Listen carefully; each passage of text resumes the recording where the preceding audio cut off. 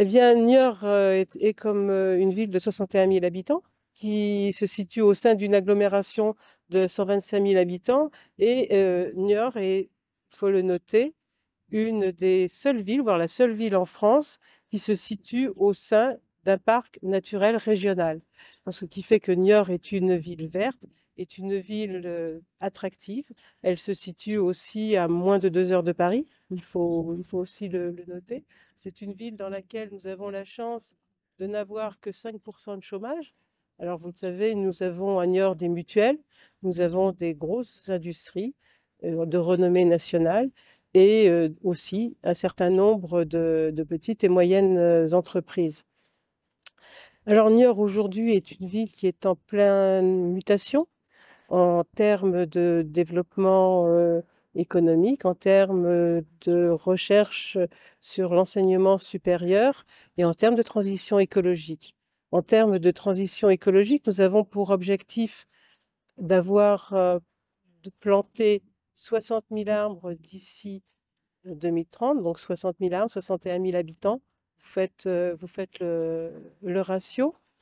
Vous voyez aujourd'hui, nous sommes sur le site de Port-Bouanneau. Port-Bouanneau est un site qui a été réhabilité en plein cœur du centre-ville. C'était une ancienne chamoiserie et qui rejoint aujourd'hui, à travers une trame verte, le Jardin des Plantes, en passant par le parc de Pré-le-Roi, sur lequel nous avons réhabilité une piscine avec un bassin de 50 mètres en extérieur, un bassin nordique qui fait quand même aujourd'hui une des fiertés de Niort, et un bassin intérieur de 50 mètres. Aujourd'hui, à Niort, vous pouvez nager à l'extérieur en voyant le clocher de l'église Notre-Dame. Donc voilà un des aspects de Niort. Et le fait que notre ville et ce taux de chômage soit attractif de cette manière-là, fait que nous avons souhaité développer l'enseignement supérieur. Niort, capitale des mutuelles, capitale de l'économie sociale, mais aujourd'hui capitale aussi du numérique. Fait que c'est une ville dans laquelle les étudiants peuvent trouver et pourront trouver à se loger, puisque nous développons aussi l'habitat étudiant, et à vivre de manière sereine et à des prix tout à fait abordables pour une vie étudiante.